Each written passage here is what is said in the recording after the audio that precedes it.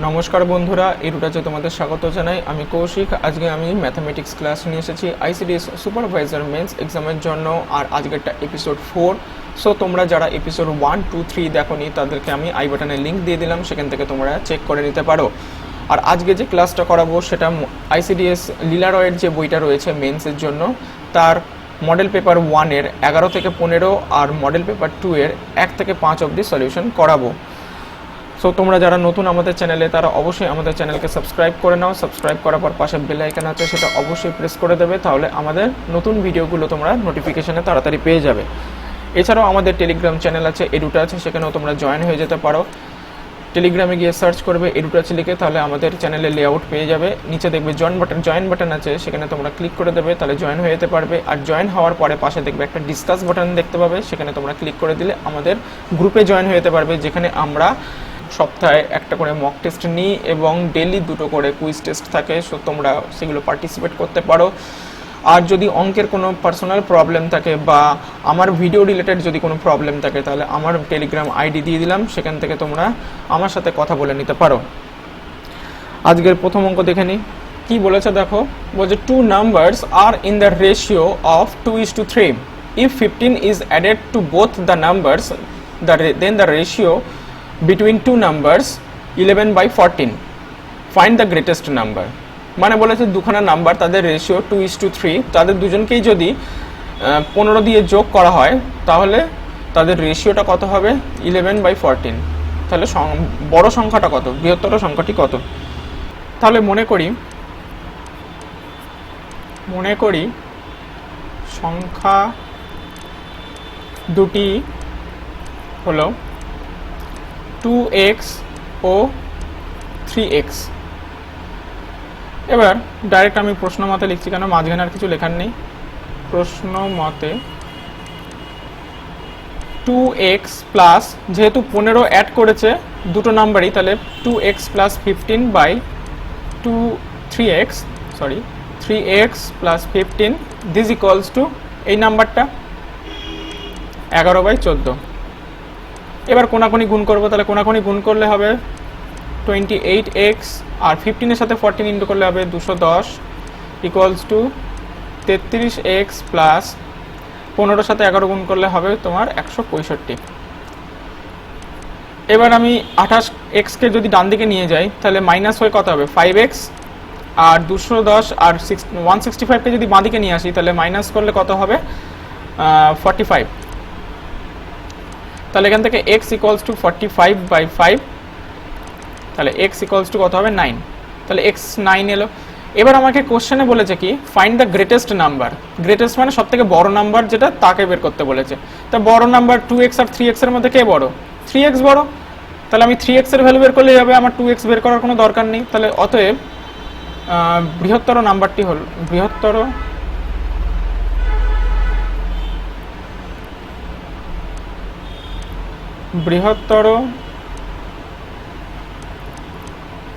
সংখ্যাটি হলো 9 × 3, 27। তাহলে এটাই হবে আনসার। দেখো পরের অঙ্কটা একটা সরল অঙ্ক দিয়েছে, তো এটা আমি টুকে দিচ্ছি, এটা মুখে বললাম না, আমি অঙ্কটা লিখছি।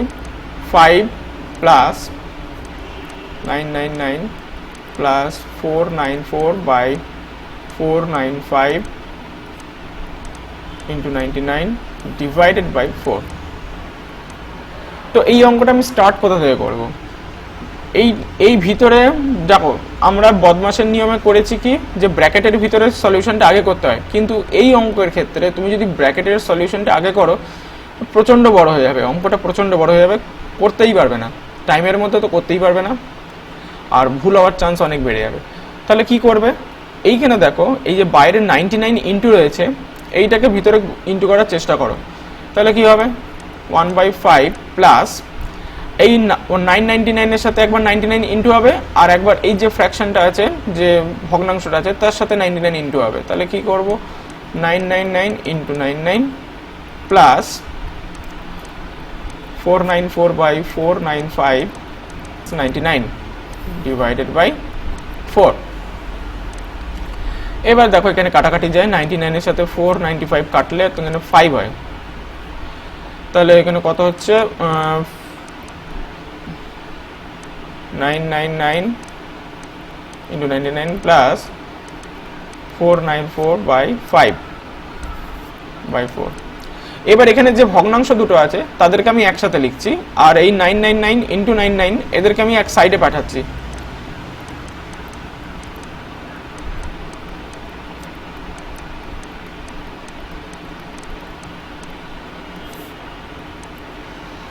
এবার এদের মধ্যে সলিউশন করব, এদেরকে কি করব, লসাগু করব। লসাগু 5 হবে, আর উপরে হবে 1 প্লাস 494 প্লাস 999 ইন্টু 99 বাই 4। তাহলে এখানে কত হচ্ছে 495 by 5 plus 999 into 99 divided by 4। আচ্ছা, পাশে আমি করছি, তাহলে 495 বাই 5 এটা কাটাকাটি করলে কত হবে 99, কেননা আমি এখানে দেখো একবার 99 দিয়ে 495 কেটেছি 5 এসছে, তাহলে আমি যদি 5 দিয়ে আবার ডিভাইড করি তাহলে 99 হবে। তো 99 প্লাস 999 ইন্টু 99 ডিভাইডেড বাই 4। এখান থেকে দেখো 99 কমন নেওয়া যায়, 99 কমন নেওয়া যায়, তাহলে 99 কমন নিয়ে নিলাম। তাহলে এখানে প্রথমটা থেকে কমন নিয়ে নিলে কত হবে 1 প্লাস পরেরটা থেকে 99 বেরিয়ে গেলে শুধু 999 পড়ে থাকবে, তাহলে 999 বাই 4। তাহলে 99 ইন্টু এটা কত হচ্ছে 1000 বাই 4। এবার 4 দিয়ে 1000 কাটলে কত হয় 250। এবার এদের মধ্যে গুণ করলে তোমার দাঁড়াবে হচ্ছে 24750, আর এটাই হবে আনসার। 3 নম্বর অঙ্ক কি বলেছে দেখো, বলে if the price of sugar falls by 10%, by how much percent must a householder increases its consumption so as not to decrease the expenditure on their item। অর্থাৎ বলেছে যে চিনির দাম যদি 10% কমানো হয় তাহলে খরচা কত পার্সেন্ট বাড়ানো হবে। তাহলে এই ছিল অঙ্ক। তো এটা কি করব, তা আমাকে এখানে যে আসল দামটা, চিনির আসল দামটা ধরে নেব। তা লিখব, মনে করি চিনির আসল দাম 100 টাকা। এখানে আমি x ধরে করছি না, আমি 100 ধরে করছি, এখানে 100 ধরে করলেও হবে।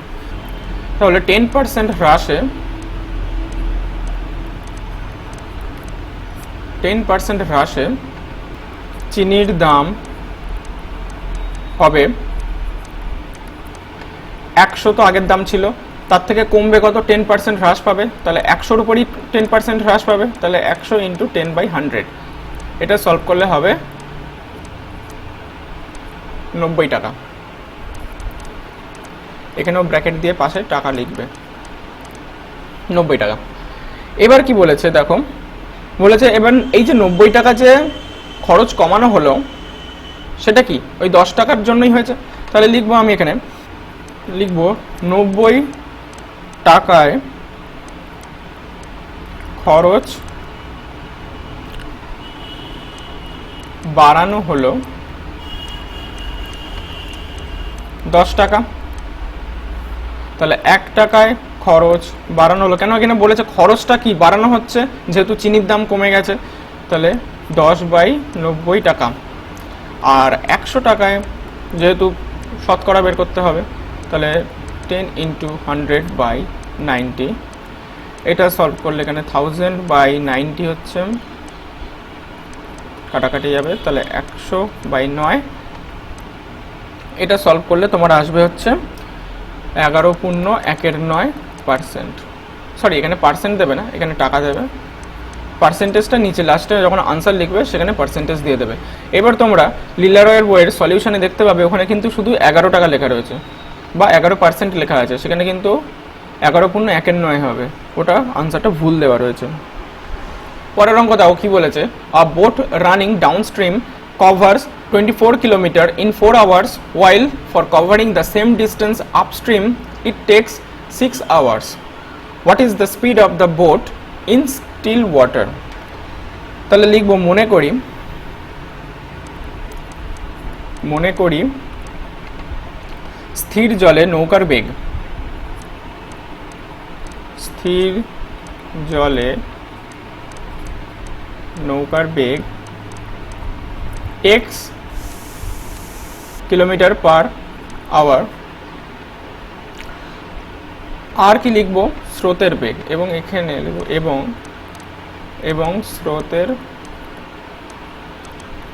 বেগ y কিলোমিটার পার আওয়ার। তাহলে এখানে আর কিছু কিন্তু এখানে লেখার নেই। এবার তোমাকে বুঝতে হবে যে স্রোতের অনুকূলে যখন হবে, স্রোতের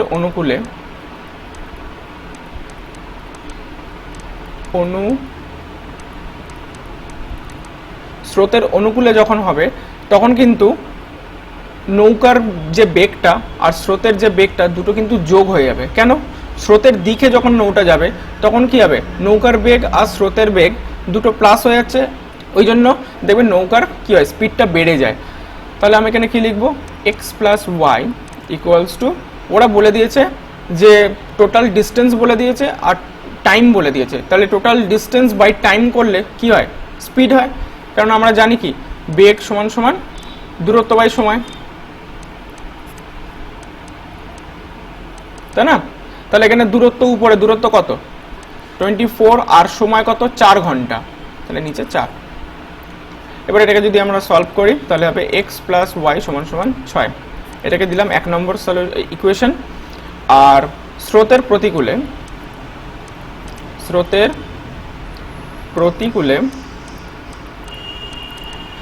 প্রতিকূলে হবে এক্স মাইনাস ওয়াই সমান সমান 24 বাই, দেখো সেম ডিস্টেন্স বলেছে তাহলে তো 24ই হবে, আর টাইম কত লাগছে 6 ঘন্টা বাই 6, তাহলে এখান থেকে হবে x minus y equals to 4। এটা দিলাম 2 নম্বর ইকুয়েশন। এবারে 1 আর 2কে আমি সলভ করব। তাহলে 1 আর 2কে সলভ করতে গেলে আমি 1 আর 2 যোগ করে দিলাম, তাহলে 1 আর 2 যদি আমি যোগ করে দিই তাহলে হবে x plus y equals to 6 আর x minus y equals to 4। এখানে প্লাস করে দিলাম, তাহলে y কেটে যাবে, তাহলে 2x ইকুয়ালস টু 10, তাহলে x ইকুয়ালস টু 5। আর আমি 5 তাহলে আমি x কাকে ধরেছিলাম, স্থির জলে নৌকার বেগ, তাহলে আমার বেরিয়ে গেল আনসার। তাহলে লাস্টে আনসারে লিখবে অতএব স্থির জলে নৌকার বেগ 5 কিলোমিটার প্রতি ঘন্টা। পরের অঙ্কে চলে আসি। 5 নম্বর অঙ্ক বলেছে the average of 11 results is 60 if the average of first 6 results is 58 and that of the last is 63, find the 6th result। তাহলে এখানে বলেছে যে 11টা ফলাফলের গড় 60, প্রথম 6টার গড় বলেছে 58 আর শেষ 6টার গড় বলেছে 63, তাহলে যে 6তম রেজাল্টটা ছিল তার ভ্যালু কত। তাহলে এখানে কি লিখব, প্রথমে লিখে নিই যে 11টি ফলাফলের গড় 60, তাহলে 11টি ফলাফলের সমষ্টি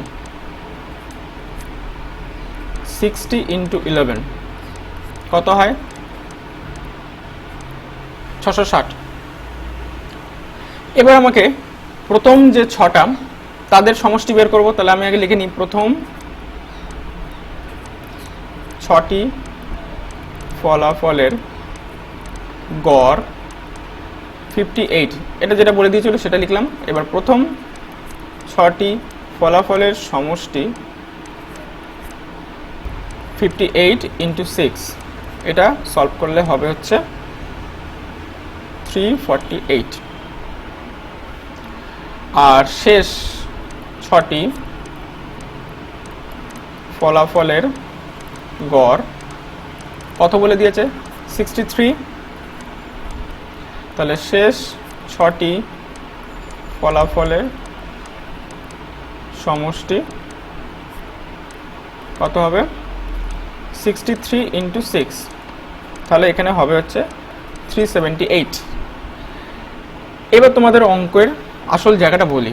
দেখো আমার এখানে 11টা 1 2 3 4 5 6 7 8 9 10 11, ধরো এরকম 11টা ফলাফল আছে, বলেছে প্রথম 6টা, এটা হচ্ছে প্রথম 6টা, দেখো প্রথম 6টার যোগফল বলে দিয়েছে এইটা, আর শেষ 6টার যোগফল মানে হচ্ছে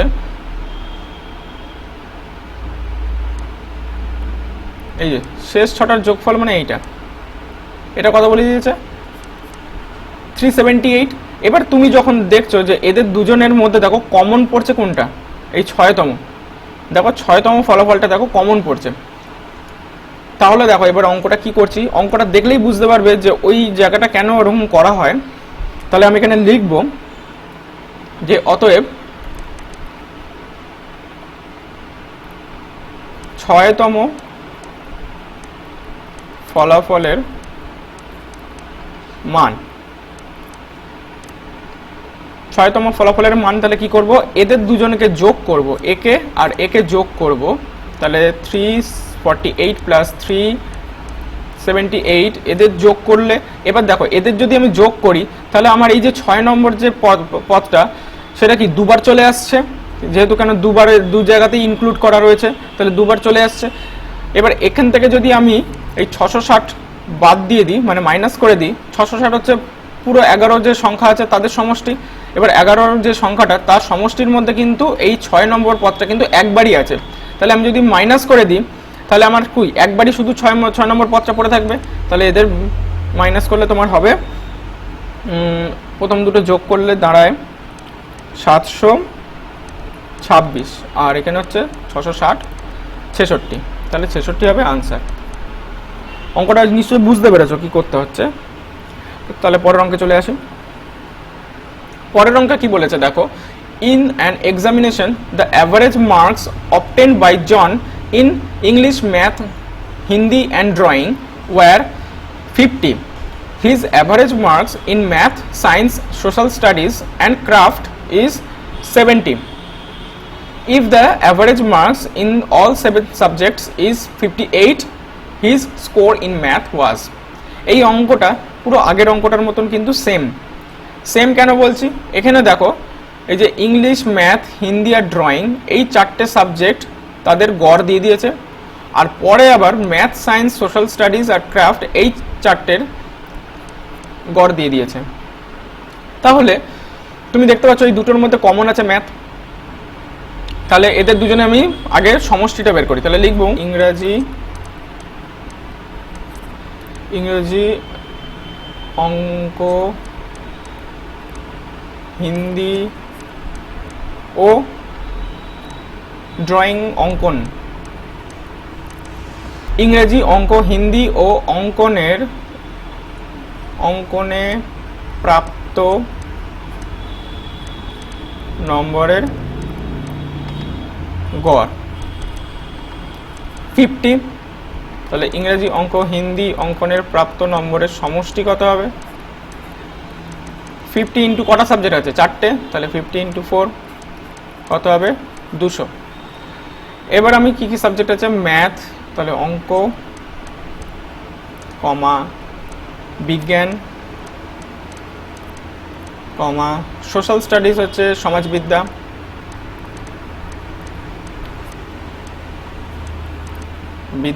ও আর ক্রাফট মানে আমরা অ্যাকচুয়ালি লিখতে পারি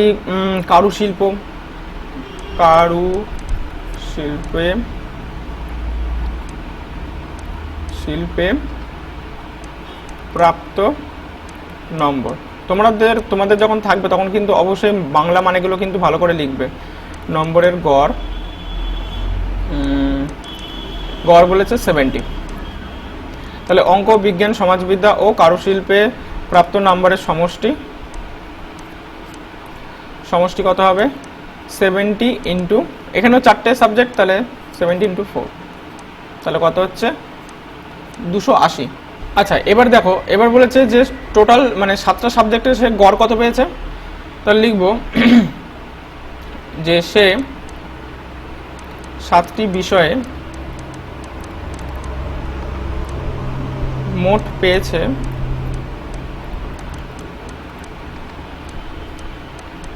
58 ইন্টু 7, 7 8 56, 6 হাতে 5, 5 হাতে 35 আর 5 40। তাহলে আমি লাস্টে লিখবো অতএব অঙ্কে সে পেয়েছে, তাহলে অঙ্কে সে পেয়েছে 200 যোগ 280। আমি বললাম এই প্রথম দুটো যদি আমি যোগ করে দিই, দেখো দুটোতেই কি অঙ্ক দুবার আসছে, তাহলে এখানে অঙ্ক দুবার আসছে।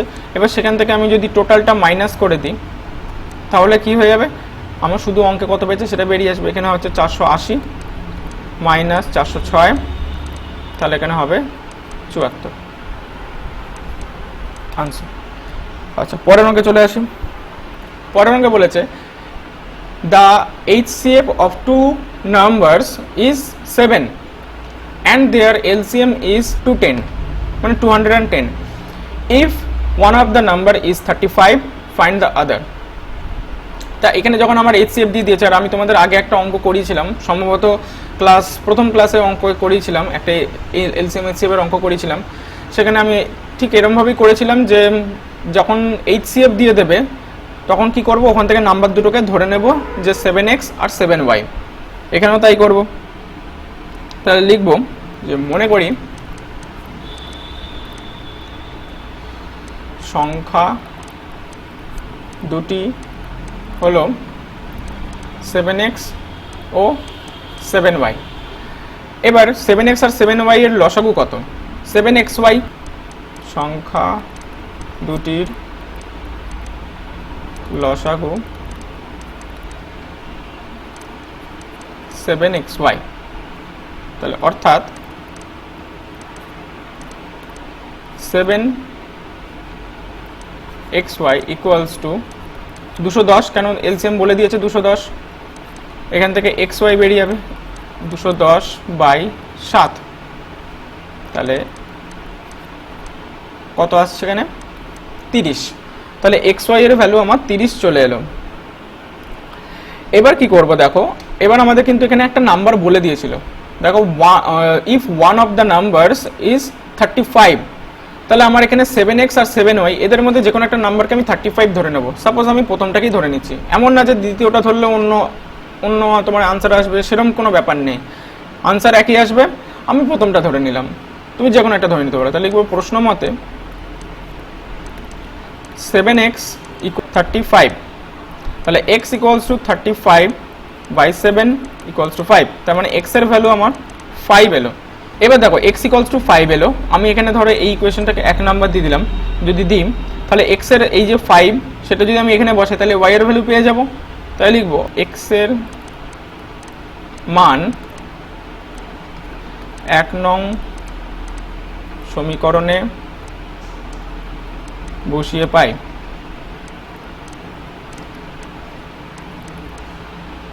তাহলে 1 নম্বরে বসালে কত হবে, y ইকুয়ালস টু 30/5, তাহলে কত আসছে y ইকুয়ালস টু 6। এবার যেই y এর ভ্যালু 6 চলে এলো, তাহলে আমি এবার আদার নাম্বারটা পেয়ে যাবো। কেন আদার নাম্বারটা কত ছিল, 7y, তাহলে 7 × 6, তাহলে অতএব অপর সংখ্যাটি হলো 6 × 7 42। অঙ্ক হয়ে গেল। পরের অঙ্কে চলে আসি। বলছে on selling an article at a certain price a man gains 10%, on selling the same article at double the price the gain percent is. মানে বলেছে যে একটা দ্রব্য যেটা সে বিক্রি করছে 10% প্রফিটে, বলছে সে যদি ওই 10% প্রফিটে বিক্রি করার পরেও যদি সে ডবল দাম বাড়িয়ে দেয় তাহলে সে কত পার্সেন্ট গেইন করবে। এই ছিল অঙ্ক। তাহলে এখানে আমি ধরে নেব যে মনে করি যে দ্রব্যটির ক্রয় মূল্য 100 টাকা, দ্রব্যটির ক্রয় মূল্য 100 টাকা। তাহলে দ্রব্যটির বিক্রয় মূল্য কত হবে, তাহলে লিখবো 10% লাভে, গেন মানে লাভ করা, তাহলে 10% লাভে দ্রব্যটির বিক্রয় মূল্য হবে 100 প্লাস 100 ইন্টু 10/100, যেহেতু এটা লাভ করছে তাই মাঝখানে প্লাস হচ্ছে, যদি এটা লস করতো বা যদি ক্ষতি হতো তাহলে মাঝখানে মাইনাস হতো।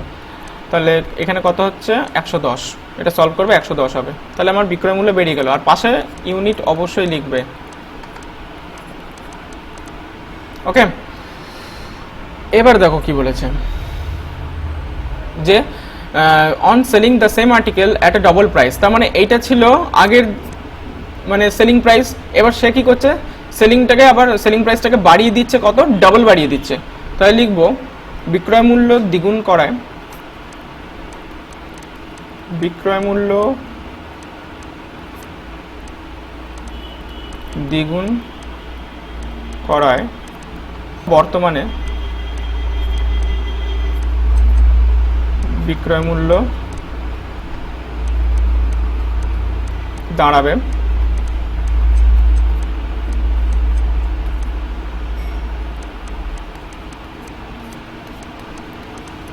টু ইন্টু করে দিলে হয়ে যাবে। তাহলে কত হচ্ছে 210 টাকা। তাহলে এটা এখনকার বিক্রয় মূল্য। এবার এই যে বিক্রয় মূল্যটা, সেটা ক্রয় মূল্যের রেসপেক্টে কত, সেটা আমরা কত লাভ করছে সেটা বের করব। তাহলে লিখব অতএব তিনি লাভ করেন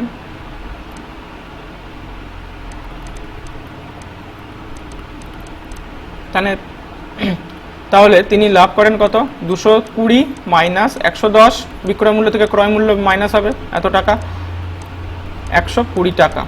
এটা শুধু লাভ বেরিয়েছে, তাহলে আমার শতকরা লাভ বের করতে হবে। তাহলে অতএব তিনি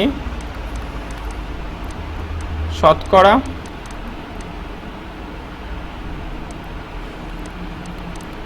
লাভ করেন। শতকরা লাভ কি করে বের করতে হয়, লাভ বাই নিচে কত হবে, নিচে হচ্ছে ক্রয় মূল্য ইন্টু 100। এবার এখানে পার্সেন্টেজ দেবে না। কেন পার্সেন্টেজ দেবে না, কারণ এখানে তুমি শতকরা শব্দটা লিখেছো। যদি শতকরা শব্দটা না লিখতে তাহলে এখানে তুমি পার্সেন্টেজটা দিতে পারতে।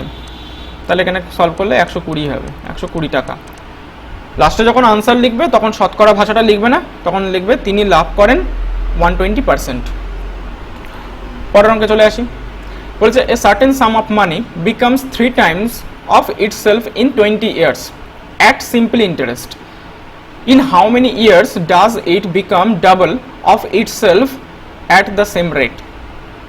মানে কি বলেছে, বলছে একটা মানে একটা টাকা সে কি করছে 20 বছর ধরে সিম্পল ইন্টারেস্টে খাটালে সেটা 3 গুণ হয়ে যাচ্ছে, টাকাটা 3 গুণ হয়ে যাচ্ছে। তাহলে টাকাটা দ্বিগুণ হতে তার কত সময় লাগে, ব্যাস এইটাই। তাহলে আমি এখানে যে টাকাটা সেটাকেই ধরে নেব। তাহলে লিখব মনে করি আসল হলো পি টাকা। ওকে, তাহলে আসল পি টাকা। তাহলে আসল যদি পি টাকা হয় তাহলে ও যখন 20 বছর পরে টাকাটা হিসাব করছে তখন সে সুদ আসলে হিসাব করছে। তাহলে লিখব সুদ আসলে হলো, সুদ আসল হলো, তাহলে সুদে আসলে কত হবে 3 গুণ, তাহলে 3p টাকা। এবার কি, এবার দেখো কি বলেছে, তাহলে এটা সুদে আসলে এত হলো, তাহলে সুদ কত হবে, তাহলে সুদ হলো 3p মাইনাস p। সুদ আসল থেকে যদি আসলটা মাইনাস করে দিই তাহলে তো সুদ পড়ে থাকবে 2p টাকা। তো আমার সুদ পেয়ে গেলাম। এবার আমি লিখব তাহলে প্রশ্ন মতে আমার ফর্মুলা কি ছিল, ফর্মুলাটা তোমাদের আগে বলেছিলাম যে ফর্মুলাটা হলো SI মানে simple interest equals to P into R into T by 100। তাহলে এখানে SI মানে সিম্পল ইন্টারেস্ট কত, 2P equals to P into R into T by 100। Sorry, এখানে টিটা হবে 20 বছর বলেছে, তাহলে 20 লিখে দিলাম। তাহলে এখানে তোমার এখান থেকে বের করব আর এর ভ্যালু।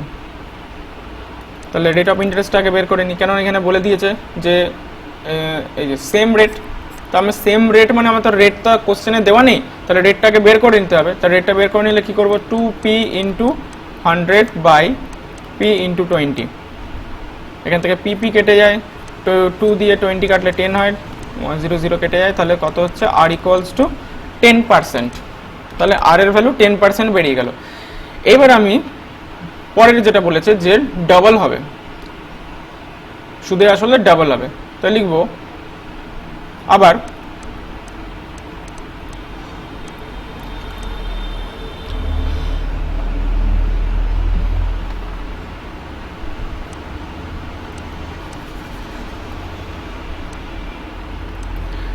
এবারে তাহলে আমরা ধরে নিই যে যেহেতু ডাবল হয়ে যাচ্ছে কত বছরে, সে কত বছরটা আমি ধরে নিচ্ছি, তাহলে লিখবো মনে করি টি বছর পরে সুদে আসলে দ্বিগুণ হবে। টি বছর পরে সুদে আসলে দ্বিগুণ হবে। তাহলে যদি দ্বিগুণ হয় তাহলে আমার এখানে কত হবে, সুদ কত হবে, দেখো তা আমি এখানে লিখেছি সুদ সমান সমান সুদে আসলে দ্বিগুণ হচ্ছে, তার মানে 2p মাইনাস আসল কত p, তাহলে p টাকা। তাহলে আমি এখানে এই ফর্মুলা অনুযায়ী আবার লিখবো। তাহলে এখন তাহলে p মানে এটা সুদটাও কিন্তু p, তাহলে p equals to p into আর কত, আর আগেই বের করেছি 10% বেরিয়েছে, তাহলে 10, আর টাইম কত, টাইম টি ধরে নিয়েছি, তাহলে টি বাই 100। এখান থেকে টি এর ভ্যালু বের করবো, তাহলে T equals to P into 100 by P into 10। P কাটে 0 কাটে, তাহলে 10 মানে 10 বছর হবে। এই হয়ে গেল অঙ্ক। পরের অঙ্কে চলে আসি।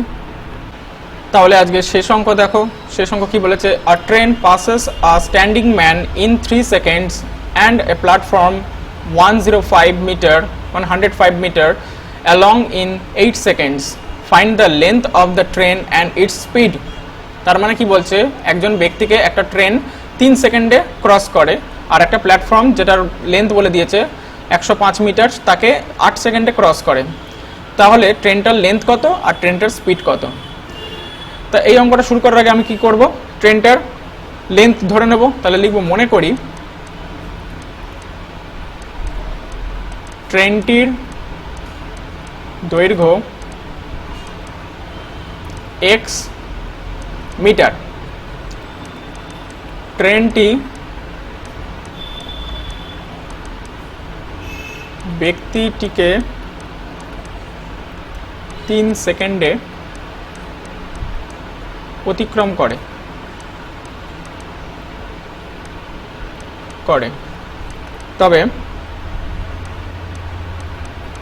তবে ট্রেনটির গতিবেগ কত হবে, x/3 metre per second. x/3 কেন হলো, x/3 কেন হলো তোমরা দেখো, আমরা জানি যে বেগ সমান সমান দূরত্ব বাই সময়, আমরা এটা জানি। তাহলে এখানে দূরত্ব কোনটা, ট্রেনটা তো নিজের দৈর্ঘ্যই পাস করছে, তাই না? ট্রেনটা যদি নিজের দৈর্ঘ্য পাস করে তাহলে ট্রেনের দৈর্ঘ্য কত, x, আর সময় কত লাগছে 3 সেকেন্ড, সেই জন্য x/3 মিটার পার সেকেন্ড, আর এটাই হবে ট্রেনটার গতিবেগ। এবার কি করব, আর কিছু এখানে লেখা নেই। তাহলে প্রশ্ন মতে এবার ট্রেনের টোটাল দূরত্ব কত, টোটাল দূরত্ব হচ্ছে মানে কতটা দৈর্ঘ্য ক্রস করছে, 105 প্লাস x মানে প্ল্যাটফর্মের দৈর্ঘ্য প্লাস নিজের দৈর্ঘ্য ক্রস করছে, আর সেটা কত বেগে ক্রস করছে, x/3, আর টাইম কত লাগছে 8 সেকেন্ড, তাহলে 8। এবার এটা সলভ করলে বেরিয়ে যাবে। তো এটা সলভ করলে কত হবে, 105 প্লাস x/3টাকে ডান দিকে পাঠিয়ে দিলাম, তাহলে 8 ইন্টু x/3, 3টাকে এইদিকে তুলে দিলাম, তাহলে কত হবে 315 plus 3x equals to 8x। তাহলে 3xকে ডান দিকে পাঠিয়ে দিলাম, তাহলে হচ্ছে 5x equals to 315, x equals to 315/5। এখান থেকে তোমার ক্যালকুলেশন করলে কত হবে 63, তাহলে 63। এবার আমি এখানে লিখব যে অতএব ট্রেনটির দৈর্ঘ্য 63 মিটার। এবার তাহলে আমার কি দরকার, এবং গতিবেগটাও চেয়েছিল, এই যে ইটস স্পিড, তাহলে গতিবেগ, তাহলে ট্রেনটির গতিবেগ তোমার এখানে কত হবে, এই যে x/3, তাহলে x হচ্ছে 63/3, কাটাকাটি করলে হবে 21, তাহলে 21 মিটার পার সেকেন্ড। এবার কোশ্চেনে বলে তোমার এখানে বইতে দেখবে আনসার দেওয়া আছে কিলোমিটার পার আওয়ার, তা তোমাকে এটা কিলোমিটার পার আওয়ারে কনভার্ট করতে হবে। এটা মিটার পার সেকেন্ডে রয়েছে, তাহলে মিটার পার সেকেন্ড থেকে কিলোমিটার পার আওয়ার কীভাবে কনভার্ট করতে হয়, 21 ইন্টু 18/5। এটা তুমি ডিরেক্টলি করতে পারো, কোনো অসুবিধা হবে না। কিলোমিটার পার আওয়ার, এটা কাটাকাটি করলে তোমার আসবে 75.6 কিলোমিটার পার আওয়ার। এটাই তোমার লাস্ট আনসার ছিল। তো আজকে এই পর্যন্তই। তোমাদের যদি ভিডিওটা ভালো লেগে থাকে তাহলে অবশ্যই লাইক করবে, ভালো না লাগলে অবশ্যই ডিসলাইক করবে। আর যদি তোমরা সাবস্ক্রাইব করতে ভুলে যাও তাহলে অবশ্যই লাল বাটনে ক্লিক করবে, ওখানে সাবস্ক্রাইব দেখবে লাল বাটন রয়েছে, ওখানে ক্লিক করবে আর পাশে বেল আইকন আছে সেটা প্রেস করে দেবে। তাহলে আজকের মতন এই পর্যন্তই, গুড বাই।